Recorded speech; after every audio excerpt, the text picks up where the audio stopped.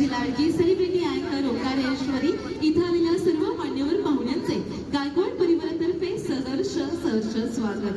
आजचा सुंदर असा दिवस म्हणजे आमच्या दादा बहिणींचा 95th वेडिंग अॅनिव्हर्सरी आज आपण सेलिब्रेट करतोय। तुमच्या 25व्या लग्नानिमित्त तुम्ही भरभरून शुभेच्छा। कसं वाटतंय? खूप छान वाटतंय। अरे वा, दादांना तर खूप छान वाटतंय, पण आमच्या वहिनी इतक्या सुंदर दिसतायत, इतक्या सुंदर दिसतायत। वहिनी, क्या राज है आपकी खूबसूरती का? Fair and lovely. तुम्हाला आठवतंय का की आमच्या वहिनींना तुम्ही पहिल्यांदा कधी भेटला होता? पहिल्यांदा 25 वर्षाआधी आम्ही भेटलो होतो। एकदाच लग्नाच्या आधी कधी तुम्ही बघायला गेला होता तेव्हा? बघायला गेलतो। हो। मुलगी तेव्हा तुम्हाला लगेचच पसंत पडली? मुलगी तर जाड होती। मग आता मॅनेज केलं, मग काय करणार? तेव्हा जाड होती, मग आता काय? आता ओके, ऍडजस्ट करून घेतलं मी। ऍडजस्ट म्हणजे मी पण ऍडजस्ट झालो तिच्यामध्येच, त्याच्यामुळे काय नाही, खूप मस्त असं काही नाही। बरं मला सांगा की पहिल्यांदा बघितल्यानंतर तुम्हाला असं वाटलं काय की हीच माझी आहे? तसं काय नव्हतं त्यावेळी, पण एक 50% चान्सेस होता, 50% नव्हता किंवा हीच आपली जीवन आराधना होईल, पण नंतर झालं, केलं ऍडजस्ट। लग्न ठरल्यानंतर जेव्हा संसाराला सुरुवात होते तेव्हा खऱ्या अर्थाने दोघांनीही एकमेकांना सांभाळून घेतलं पाहिजे आणि तेव्हाच ही गाडी सुरळीतपणे चालत असते। काय दिलं होतं बाई 25 वर्षापूर्वी? मला काही लक्षात नाही। बरं जाऊ दे, तुम्ही पहिल्यांदा कुठं फिरायला गेला होतात माहितीये का लग्नानंतर? लग्नानंतर आम्ही इथं जवळ गेलो, शनिवार वाडा वगैरे तेवढं फिरलो होतो सुरुवातीला। शनिवार वाडा म्हणजे एक प्रेमाचं प्रतीकच आहे बरं का।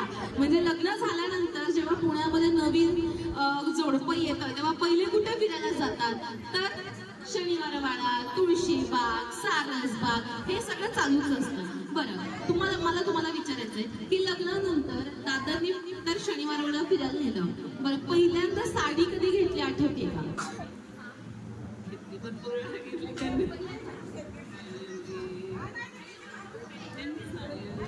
चार बदाम जास्त खायला घालाल वहिनींना, काहीच आठवत नाहीये 25 वर्षापूर्वी।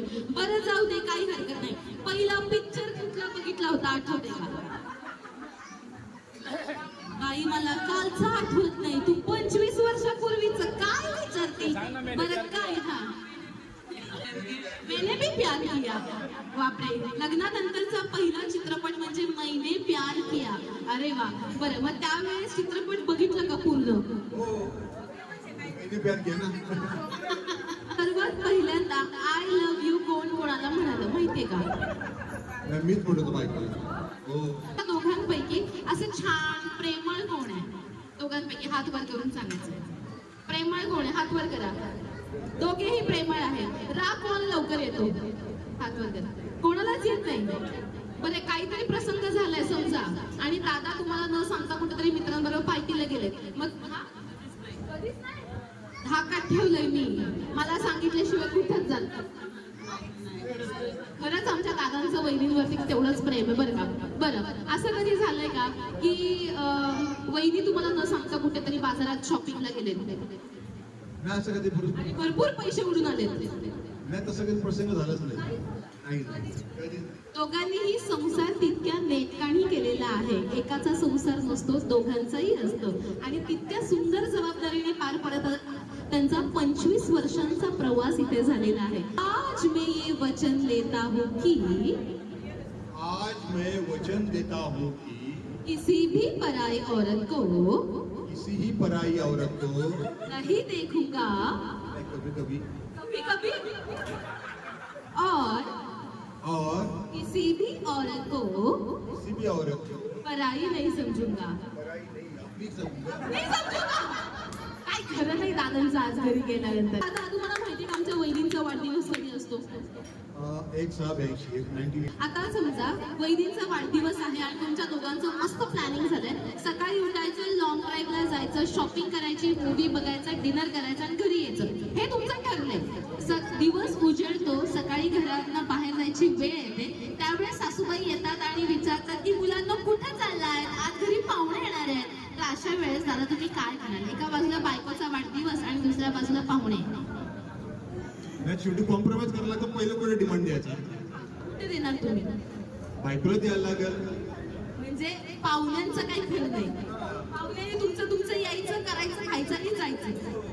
बायको म्हटली चला फिरायला. अरे वा, ओके. तर आता मला वहिनीला विचारायचं आहे, वहिनी तुमचा वाढदिवस आहे, सगळं प्लॅनिंग झालंय, ठीक आहे. त्याच वेळेस तुमच्या वाढदिवसाच्या दिवशी बाबा येतात आणि तुमच्या हातामध्ये एक सुंदर अशी साडी देतात आणि म्हणतात की बाळा तुझ्या वाढदिवसासाठी ही साडी घेतलेली आहे. त्याच वेळेस तुमचा नवरदेव येतो आणि म्हणतो की बायको तुझ्या वाढदिवसासाठी मी ड्रेस घेतलाय, मग तुम्ही काय करणार? एका बाजूला साडी, दुसऱ्या बाजूला ड्रेस. पूर्ण दिवस साडी आणि संध्याकाळी ड्रेस घालणार आमच्या वहिनी. म्हणजे बोटांचा स्पर्श करायचा आहे आणि सांगायचं की ही तुमची बायको आहे का नाही. नाही, बोटांच्या स्पर्शांवर कळालं की नाही बाई ही माझी बायको नाहीये. आता दुसरा ऑप्शन तुमच्या समोर या, फक्त बोटांना टच करायचं आणि सांगायचं एवढी बारीक नाही, एवढी बारीक माझी बायको असू शकत नाही. सांगा ही बायको आहे की नाही. डोळे उघडा, डोळे. तू समजतेच नाही. 25 वर्षांचा प्रवास बायको मेंढी काय करते दिसते का डोळ्यात? मला टच करून फील करायचं होतं की ही तुमची बायको आहे की नाही. दादा आज तुमचं काही खरं नाहीये. घरी गेल्यानंतर ऍडजस्ट करू, जाऊ दे आता काही हरकत नाही. आजपासून किती ऍडजस्टमेंट करायचे? किती ऍडजस्टमेंट करायचे? कोणाला नाचवतं? मम्मी पप्पांना की पप्पा मम्मीला? Papa mummy. आई शपथ. पप्पा घरी भांडी घासतात ना? नाही. सीसीटीव्ही कॅमेरा लावून आम्ही चेक केले. घरी किचन मध्ये मम्मीच्या हातामध्ये बेलन असतं आणि पप्पा स्वयंपाक करतात ना? नाही. मग कोण का स्वयंपाक करतं? मम्मीच करते. तुला कोण मारत असतं? मम्मी.